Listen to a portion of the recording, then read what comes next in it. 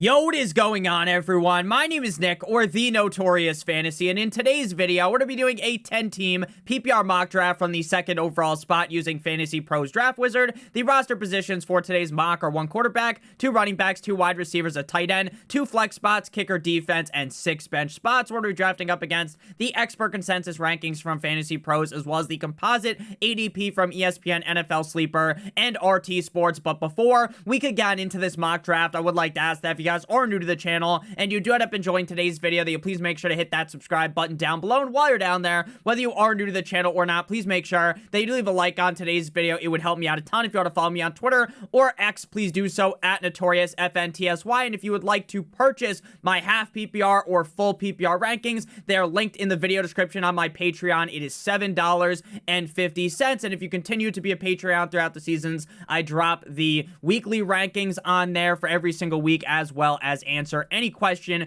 that comes to me on Patreon. It's very hard for me to answer every single comment. As you guys can see down below, there's a million comments. I try to get to all of them, but on Patreon, I answer every single question. So let's get into the draft here. Justin Jefferson is the #1 overall pick, which should be a shock to absolutely no one. I think the #1 overall pick in a majority of drafts is going to be Justin Jefferson, and if it isn't Justin Jefferson, it's probably going to end up being Christian McCaffrey. So we're up at the 102 here, and for me, it is a no-brainer. I want to go ahead and get Ja'Marr Chase. Now, in 10-team leagues, I have been screaming to the mountaintops all off-season long that I want to be getting an elite tight end or an elite quarterback in 10-team leagues, sometimes even both, because every single team basically in a 10-team league is going to be stacked. So having that elite quarterback, having that elite tight end is what is going to give you the kind of leap over your opponents. And Travis Kelce has been a guy that I'm targeting a lot earlier in the first round of 10-team leagues, as high as maybe even the 5th overall pick. But at the 2nd overall pick, again, while I do really believe the tight end positional advantage is super important in a 10-team league, I am just not comfortable taking Kelce over Ja'Marr Chase. Joe Burrow appears to be 100% healthy and good to go for week #1. Ja'Marr Chase was on fire last season. Sadly, he did end up missing some time due to injury, but at the end of the day, he's still one of the best wide receivers in the NFL, in one of the best offenses with one of the best quarterbacks. It is a recipe of sugar, spice, and everything nice like the Powerpuff Girls for great success. Wow, like Borat in Cincinnati for Ja'Marr Chase. After Ja'Marr Chase, Amon-Ra St. Brown, Christian McCaffrey, Tyreek Hill, Travis Kelce, Austin Eckler, Cooper Kupp, 9-inch Nicholas Chubb, CD Lamb. The second opens with Saquon Barkley, Bijan Robinson, Tony Pollard, Josh Jacobs, Stephon Diggs, AJ Brown, Pat Mahomes, and Devontae Adams. At the 103, Amon-Ra St. Brown is an insane pick.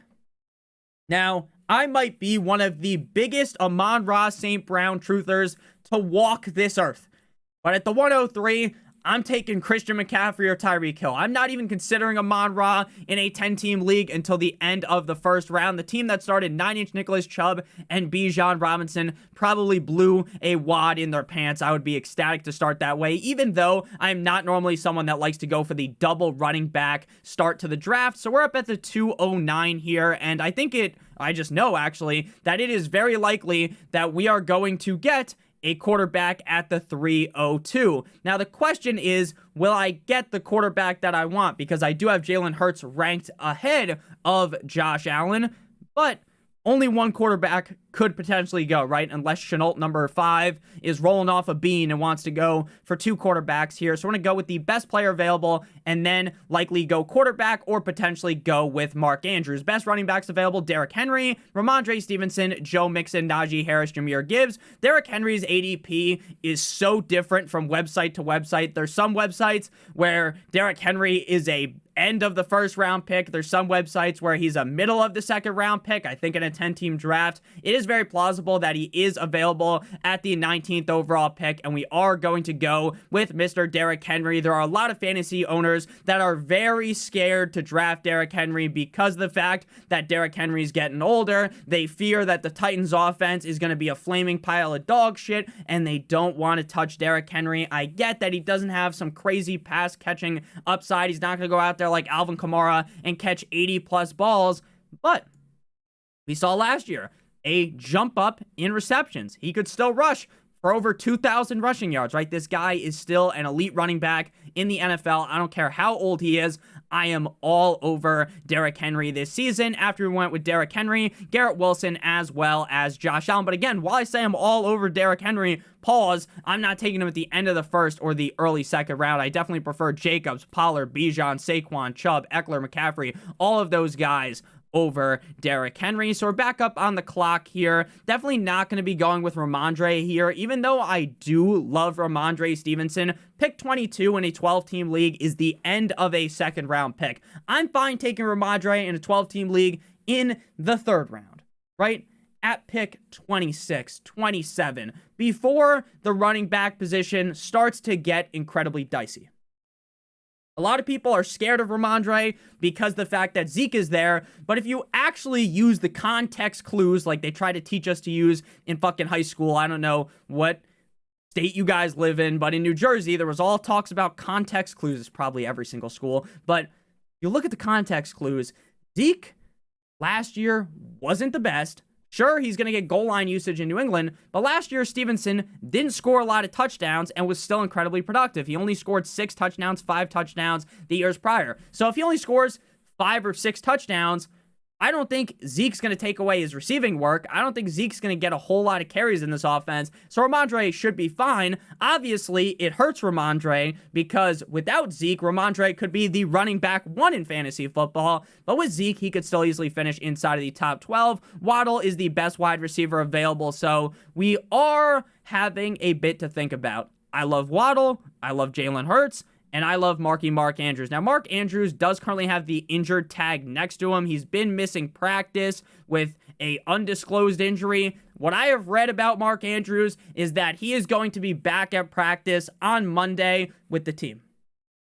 So I'm not really panicking in terms of drafting Mark Andrews. Now, if your draft is on Monday and Andrews still isn't there, then maybe there's some reason to panic, but right now I'm not really panicking about him. Again, I do think getting that elite tight end is very important in 10-team leagues. So I want to go ahead and get Mark Andrews here because I really like the Justin Fields, the Lamar Jackson that you might be able to get at the end of the 4th round. You can definitely get Justin Fields, but you might be able to get Lamar Jackson.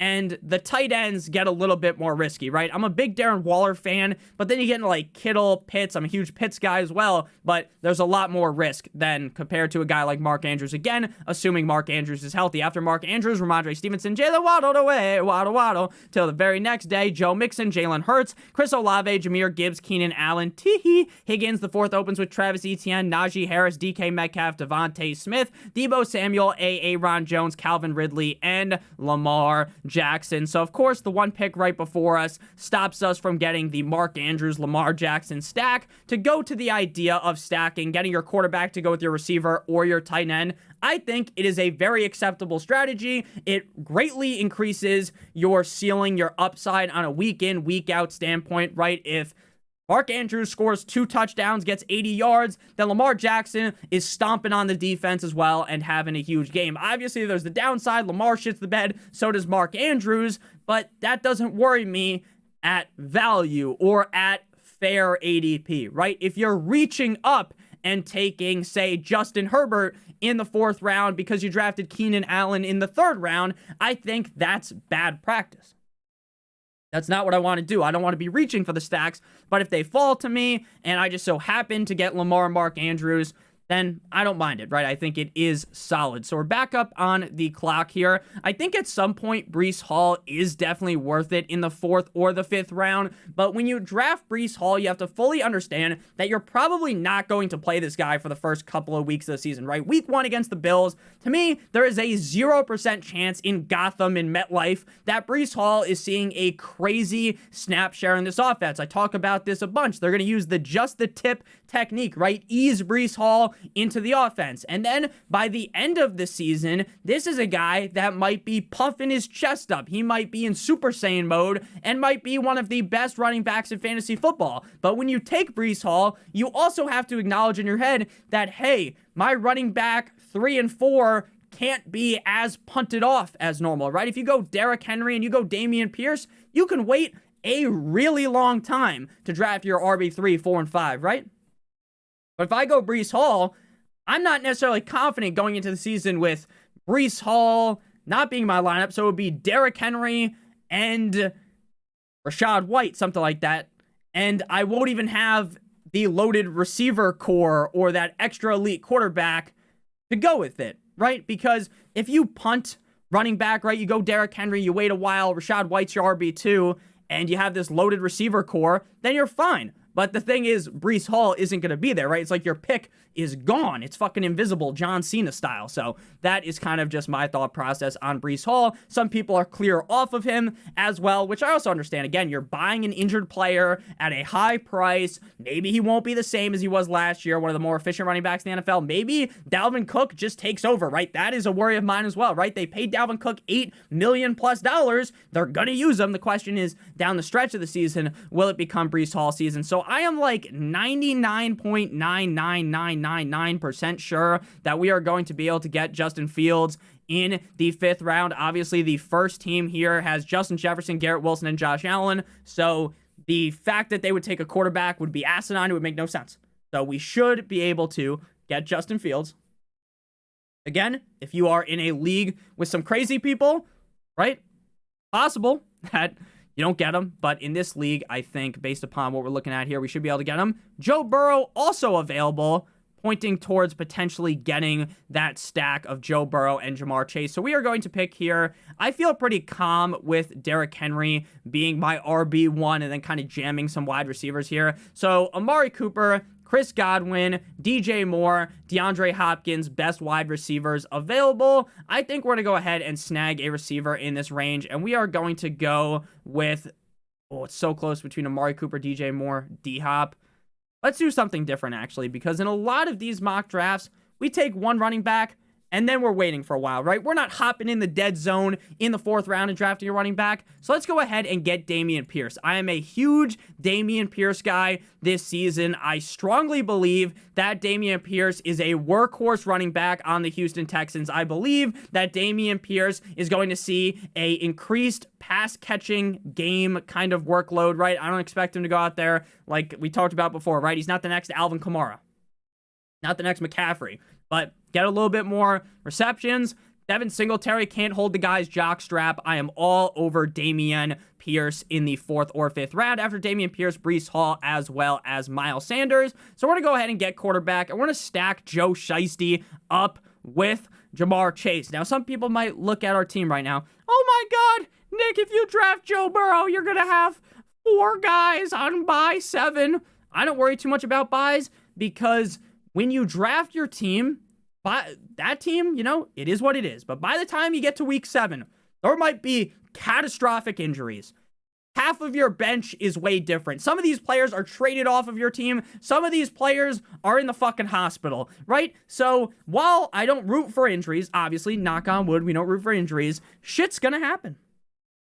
Injuries are gonna take you down. Things are gonna happen. And your team is going to look wildly different in week 7 that is going to be coming out of the draft. After Joe Shiesty, Alexander Mattison, Kenneth Walker, Amari Cooper, Rashad White, Justin Herbert the pervert, J.K. Dobbins, T.J. Hawkinson, Wiki, DJ Moore, Christian Watson, Jonathan Taylor, Tyler Lockett, in my pocket skirt, Terry McLaurin, DeAndre Hopkins, Chris Godwin, Drizzy Drake London, and Alvin Kamara. Again, why did I go with Dameon Pierce over maybe one of those wide receivers? It's because the point of mock drafting is trying out different things, seeing how we like our team doing things different. Because if you're just drafting the same exact style every single time, right? You're drafting, for instance, you do a bunch of mocks, you're getting Jalen Hurts in the 3rd round every single time. Well, if Jalen Hurts isn't there and Mahomes and Allen are gone, then you might shit yourself and draft Lamar Jackson in the 3rd round, which is stupid. You want to try different strategies, see how things pay out. And again, I love Dameon Pierce. I talked to him about him in the video yesterday as a league winner. So I'm very much on the Dameon Pierce bandwagon. Back up on the clock here. Definitely not going to look running back. We are going to go wide receiver. And there is a no-brainer pick here, and that is going to be Deontay Johnson, wide receiver of the Pittsburgh Steelers. It says ADP is pick 78 for me. Deontay Johnson is a pure stud in PPR leagues. This is a guy that is going to be seeing so much volume game in and game out. Kenny Pickett looked a lot better in preseason. I'm not saying to take what you saw in preseason and say that's what's going to happen happen in the regular season. Week 1, they get tossed the 49ers, right? The 49ers defense might be tossing Kenny Pickett's salad, right? It's going to be a tough fucking matchup for him. So I don't know if week 1 Deontay Johnson is going to pay off and everyone's going to be like, Nick, you're such a genius for telling us to draft Deontay Johnson. But maybe some people say, Nick, you fucking idiot. Why did I draft Deontay Johnson after 1 week, right? Because everyone just loves to panic. Week 1 is the most fugazi week of the season. The start of the season, some crazy shit always happens and people panic. They're like, oh my God, why did I draft Jamar Chase second overall? He only got me 10 points, right? And then 3 weeks later, he's the #1 receiver in fantasy football, right? So something to take away from this video, while we're not necessarily just talking about week 1, don't panic in week 1 because every single year, people always panic. They always tell me, oh my God, this guy drafted in the 3rd round, he's a bust, this, that, and the other thing. I need to trade him. They trade him for some worse player. And then they come back the next week after week 2, the guy's back to normal. They're like, oh, I messed up. No duh. No duh. I try to make it very clear every single year. Do not panic based upon what happened in week 1. If you guys have enjoyed thus far, hit that subscribe button, hit that like button. After Deontay Johnson, Mike Williams, as well as Jerry Jeudy, looking back, I probably wouldn't have taken Joe Burrow and just waited into the 7th round to get Justin Fields, but he's definitely fallen at this point. ADP pick 45, currently pick number 62. Back up on the clock here, and I am definitely a huge Michael Pittman, Mike Evans, Jahan Dotson guy, but on this squad, I want to get Brandon Ayuk. Brandon Ayuk is a guy that I constantly pass up on in drafts because I'm nervous about this 49ers offense having the quote-unquote too many cooks in the kitchen issue, meaning they have the running back is one of the most skilled running backs in the NFL, McCaffrey, both in rushing and receiving. Their wide receiver 1 is Deebo Samuel. Great at running, great at receiving. Number 2, they've got Ayuk. They have other options at receiver that aren't as good as those guys, but again, nothing like that are terrible players.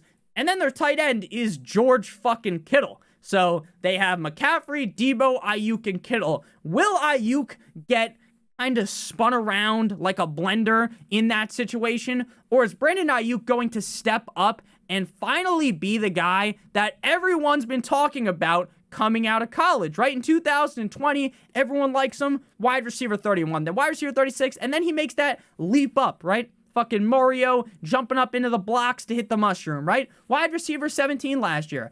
With Brock Purdy, will we see consistency, or are we going to see Brock Purdy himself not flourish, dwindle, not play too well, right? He was Mr. Irrelevant after all. That wouldn't be all that crazy. Now, I'm a huge big cock Brock truther, so I don't think that's going to happen. I do just worry about there being so many guys on Ayuk's team, but I also recognize in the 7th round how much upside Brandon Ayuk has, right? This should be one of the better offenses in the NFL. And again, while we don't root for injuries, if Deebo Samuel was to go down, knock on wood, Brandon Ayuk would be propelled like the water into a situation where weekly you're thinking, oh wow, this guy might be a top 12 wide receiver. So even with Deebo, he has that upside week in and week out. So while I don't love Ayuk, I do recognize his upside game in and game out, right? There's going to be some games where Ayuk may be flopping around like a fish, but there's going to be some big games as well. It would be a wet dream to get Darren Waller in the 8th round of drafts. Not very plausible at this point, though. Everyone and their mom has talked themselves into Darren Waller. Now, I've been someone that for months has been talking up Darren Waller, right? Even before. We're seeing all these training camp videos of Darren Waller destroying the defenses. I was all over him. But now everyone's caught up, and he's like a 5th round pick. After Ayuk, Javonte Williams, Michael Pittman, Justin Fields, Mike Evans, Christian Kirk, Kyle Pitts, Hollywood Brown, George Kittle, me Timbers, James Conner, Dak Prescott, Trevor Lawrence, George Pickens, James Cook, Jordan Addison, DeAndre Swift, Antonio Gibson. Unless you have a Cowboys fan in your league, it should never happen that Dak goes ahead of Trevor Lawrence. Trevor Lawrence is one of the safest quarterbacks. He has a very safe floor, and he has significant upside with how loaded of an offense they have. Christian Kirk, Zay Jones, Calvin Ridley, Evan Ingram, Travis Etienne, as well as Tank Bigsby. So we're back up on the clock here. Probably want to sprinkle in running back. I don't think Cam Akers would typically be available in the 8th round. Cam Akers is a really interesting player. He really screwed a lot of people over, but I always try to preach, hey, just because some guy fucked you over last season doesn't mean he's going to do the same thing. Last year, I had to draft him much higher. This year, you can draft him a lot deeper in the draft. I don't think he would be available, though, so we are going to go with David Montgomery. David Montgomery is kind of just one of those skeleton keys in my fantasy football rosters, right? This is a guy that I draft all the fucking time, because even while I'm a Jahmyr Gibbs truther, you have to draft Jahmyr Gibbs in the 3rd round. You can get David Montgomery in the 7th, the 8th, the 9th round sometimes. David Montgomery is going to get a lot of goal line work. He's going to see a lot of carries. And speaking of the Lions, this was one of the best run attacks for fantasy football last season. Now, is David Montgomery going to score a gazillion touchdowns like Jamal Williams? Probably not.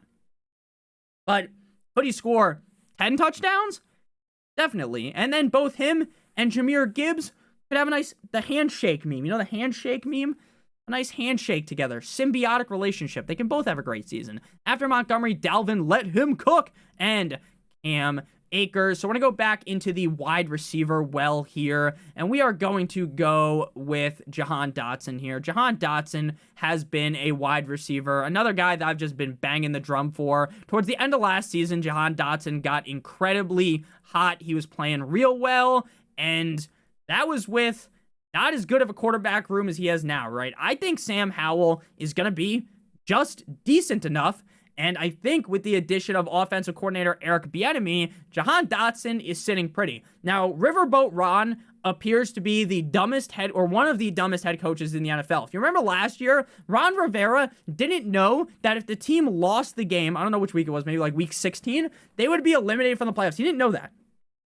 And then, a couple of days ago, this guy says, oh, I didn't know how good Sam Howell was. I probably would have started him last year if I knew that. How do you not know? You're the head coach of the team. You see him every fucking day in practice, you gavone. Riverboat Ron, man. What a fall from grace. You remember when that guy was in the Super Bowl with Cam Newton and everyone's praising him, giving him the Gawk Gawk 9000?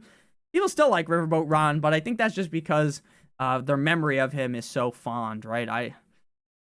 Riverboat Ron's a little fugazi of a head coach. Again, he's not terrible. Like, you'd rather have him than some of the stooges in the NFL, but still, he's got to figure that out. After Jahan Dotson, Zay Flowers, Isaiah Pacheco, Darren Waller in the 9th round, wet dream. 49ers defense, Cortland Sutton, Khalil Herbert, Jackson Smith in the Jigba, A.J. Dillon, Damian Harris, Kadarius Toney, Brandon Cooks, Sky Moore, Brian Robinson, Samaje Perine, Michael Thomas, Rashad Master Bateman. I am so glad that the ADP has finally adjusted for Kadarius Toney and has just fucking thrown him off a cliff like Simba style. Remember when he lifts Simba up? Oh, Savannah. Imagine if have you ever seen that meme where he throws Simba? Right? That doesn't actually happen in the movie, but Kadarius Toney has finally fallen, which is great because, look, I'm not very confident in Kadarius Toney. I hate Kadarius Toney, but in the 10th, the 11th, I can talk myself into him. I'm still probably not going to draft him, but at least then it's kind of interesting, right? Because he's fallen so far. That's a guy who just can't stay healthy, though. Like, he goes and boards the team plane, and he fucking trips up the stairs, and he's out for the season, right? That's just, he has no injury luck. So we're back up on the clock here. We got our quarterback, we got our tight end. So even with the great fall, like Humpty Dumpty off the wall of Dallas Goedert in the 10th round, like, how often are you really going to start Dallas Goedert even in the flex spot? He would never fall this far, but I don't even think if he did, I would want to select him. He is basically like a 10 points per game merchant. He's going to get like 10 points every single game. He's never really going to take your team over the top. He's never going to sink the ship. He's basically like wrapping a condom around your team at tight end. We didn't already have Andrews in a real draft, sure, but he's never going to fall this far, right? ADP 60, that's a 40 pick fall, basically. So again, we have Burrow, we have Andrews. So we don't need another quarterback. We don't need another tight end. All we need to do is just go bananas on the running back and receiver position. We have Derrick Henry, Dameon Pierce, David Montgomery at running back. That's 3. We have Jamar Chase, Deontay Johnson, Brandon Ayuk, and Jahan Dotson. That is 4 receivers. So I think we're going to go running back and receiver with these next 2 picks. Raheem Mostert definitely moving up the boards now with the injury to Jeff Wilson Jr., as well as Devin A. Chain's kind of up in the air health. Right? It might end up being, I believe his name is Chris Brooks. I'm a Dolphins fan. People are going to be like, Nick, you fucking idiot. That's not his name. They have Brooks and they have Salvin Ahmed as well on the team. Or Salvin Ahmed. I don't remember which one it is. Every announcer says it differently. So maybe I got to call him up. Hey, Salvin, Salvan Ahmed, how do you say your last name? Maybe I'll call him up. He'll definitely answer me. I got his number. I got the whole team's number. I'll call up 2 after this one. Wish him a good night. But for me, I think Raheem Mostert's in a really solid situation to succeed, but he's going to fall. He's going to be available in the next round, so we're going to go receiver. I have been full-on fading Burks for a while, but I do kind of like him in the 10th round. Again, I don't think the Titans offense is going to be very good, but would it be shocking if they won like 7 games and were just somewhat decent, right? I don't think they're really going to be terrible. Gabe Davis is, we've talked about him a bunch, just the definition of a post-hype sleeper, right? Last year, everyone and their mother was blowing this guy, just sucking him, chortling the balls, right? And then he's not great. But now, and he was dealing with a lot of injuries last season, and Josh Allen was injured. But now, everyone is scared shitless to draft him because Gabe Davis burned me last year. And now he's going to just end up smashing. So we're going to go with Gabe Davis here as our wide receiver number 1, 2, 3, 4, 5. And then we are going to go running back here. I think Raheem might fall back to us in the next round even. So we're going to get my boy Zach Charbonnet. I have been talking up Zach Charbonnet for a while. Zach Charbonnet is a better pass catcher than Kenneth Walker. Zach Charbonnet, in my opinion, pretty comparable in terms of rushing ability to Kenneth Walker. They're both second-round NFL draft picks. Something happens to Walker, knock on wood, we don't root for injuries. Charbonnet could be elevated like that house and up, just shot up to the moon with the balloons into legitimate league winner category. And even if that doesn't happen, I think Charbonnet is going to get enough run with Seattle as the season goes along that if your running backs got hurt and you were like down bad, you could play him again. Is that the most ideal scenario? Of course not. But that's something that could eventually happen. After Zach Charbonnet, we see Nico Collins, Quentin Johnston, Jerick McKinnon, Jamal with 2A's Williams, Juju Smith-Schuster, Tyler Algier, Romeo Dobbs, Pat Freiermuth, Devin 2 Chains, Deshaun Watson, Dallas Goedert, Elijah Moore, Rashad Penny, Jalen Warren, Alan Lazard, and Marvin Mimsy. So we're back up on the board here. Going to go with Raheem the Dream Mostert here. We already kind of talked about the thought process through that pick. Should be the number 1 running back week 1 for the Dolphins. And then Jeff Wilson's injury seems like pretty severe, right? It was one of those where he is injured all over the place. It was like some finger thing.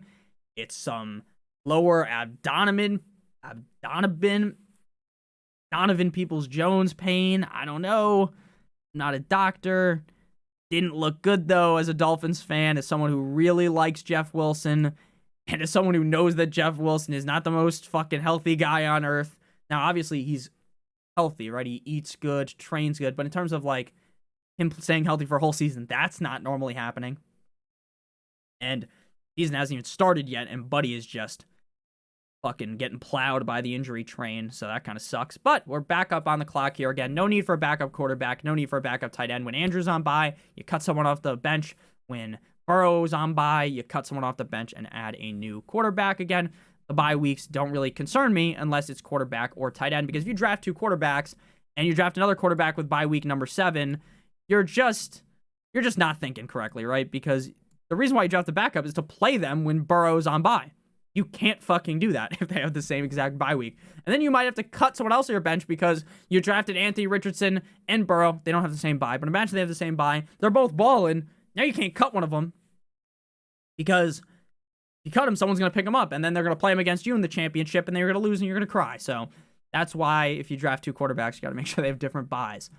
And that was obviously a made-up situation, but that happened to a lot of people last year. They cut the man Cam Akers, and then Cam Akers struck back in the fucking championship against him. Raheem Mostert, Jameson Williams, and David Njoku, the Chief. We are going to go wide receiver here. We haven't taken Jacoby Myers even once in drafts. I don't like Jacoby Myers at all. At all. But Jacoby Myers was pretty good in New England as the number 1. They have Devontae Adams as the number 1. But let's just do a scenario, right? The argument, devil's advocate against my argument. My argument for Jacoby Myers, why I don't want to draft him, is he's boring. He's the missionary sex player. He just gets like 10 points every week, doesn't do anything special, isn't why you win your week. Just not fun, especially in a 10-team league, right? You're hunting, especially late too. You're just hunting for so much upside. But there's the other argument. Jacoby Myers played good in New England. Maybe Jimmy Garoppolo is a step up to the Zappineta, Bailey Zappi, and Mac Jones from last year. And maybe Jacoby Myers has a good season, right? Maybe Josh McDaniels loves Jacoby Myers. So we're just going to take him here. We don't normally take him.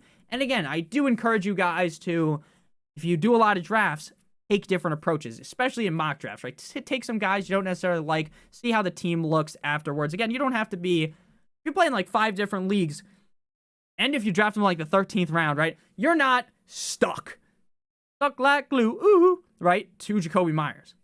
Draft him in the 13th round, you can drop him like it's hot, right? Drop him like it's hot. Fucking a week into the season, and it doesn't matter. So right now we have 1, 2, a 3, a 4, a 5. How many licks does it take to get to the center of a Tootsie Pop? 5 running backs on the team. 1, 2, 3, 4, 5, 6 receivers.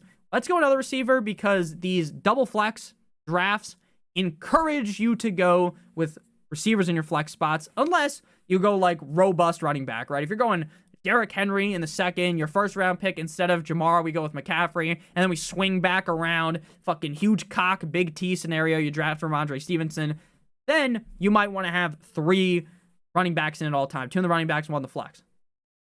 But when David Montgomery is your other flex, like, sure, you can play him some weeks in very positive matchups, but I would rather lean with another receiver. Like, probably week 1, I would most likely play Dotson against the Cardinals over David Montgomery. So we're back up on the clock. It is suggesting we draft my boy Tua Tagovailoa. I got my Dolphins hat on right now. I wear some type of Dolphins gear basically every single episode. And the thing that sucks about it being dark and my lights that I had being broken is that you can't see Dan the Man Marino back there or my Dolphins painting that my fiance drew me. But it is what it is. We are going to make our pick here. We're going wide receiver. And we're going to go Adam Thielen. I have been off of Adam Thielen a lot, but I started to have a lot of thoughts. I was trying to sleep, and I kept thinking about Adam Thielen, and not in an erotic way, right? Not like Fabio in those books the chicks read and fucking finger blast themselves off to, right? Adam Thielen, I realized it wouldn't really be that crazy if he just somehow got like 120 targets, right? Now, I get he didn't look as good last year. He's getting older. But would it be that crazy if he was Bryce Young's safety blanket? And the more I thought about it, the more I was like, you know what? Just take Adam Thielen like once, right? Every once in a while, take him because that could happen. Now, the other scenario could happen where he's getting basically cucked by DJ Chark, who seems like he might be coming back, and Jonathan Mingo, right? Or maybe he's the number 1 guy. So we shall see. Adam Thielen, Devin Singletary, and the Eagles defense. We're going to go with our kicker first. We're going to draft the boy Tyler Bass here. Again, you can pick any of the kickers. I don't really care. A tip for you guys is a lot of kickers don't go early on in these mock drafts. But if you're in a league where everyone's waiting on kicker, right? And you're up in the 14th or 13th round, you see, yay, no one's taking a kicker. Let me get Bucker or whoever my top kicker is. I'm fine with that.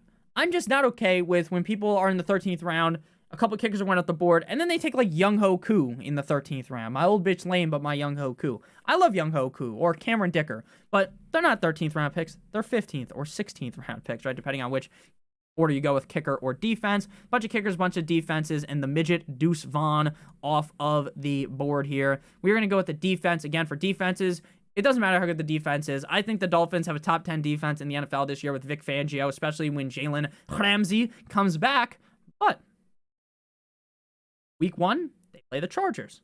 Chargers might, I got the Dolphins winning, but not great, right? The Chargers might plow us a new one, right? So we're going to go with the left hands up. Who are we? The Commanders. Going up against the Cardinals in week number 1. And then in week 2, you switch defenses. I make a video every single week on which defenses to stream. I already made my defenses to draft video, but there will be a defenses to pick up in week 1 video on Monday. If you drafted the Bills and you're like, oh my God, they're playing the Jets. If you drafted the Jets, they're like, oh my God, they're playing the Bills. Let me pick up a different defense. That's what that video is for. So A-, 90 out of 100. Our quarterback is Joe Shiesty. Running backs are Derrick Henry, Dameon Pierce. Our receivers are Jamar Chase and Deontay Johnson. Tight end, Mark Andrews. Flex, Brandon Ayuk and David Montgomery. Defense and kicker are the Commanders and Tyler Bass. Our bench is Jahan Dotson, Gabe Davis, Zach Charbonnet, Raheem Mostert, Jacoby Myers, and Adam Thielen. Thank you guys all so much for watching. If you want to check out my rankings, it's on the Patreon again for $7.50. Make sure you check out one of the videos on your screen. Hit that like button, hit that subscribe button. I appreciate you guys a ton. Hope you all have a great one. And almost Monday. It's almost the start of the regular season. Now, I know, Nick, there's no game on Monday, but on Monday, Labor Day, that's when I'm doing 2 of my league drafts, right? It really starts to, like, football is so close, you could just feel it. But on Monday, when you're like, oh my God, on Thursday, there's a game, you start getting all giddy inside, at least I do.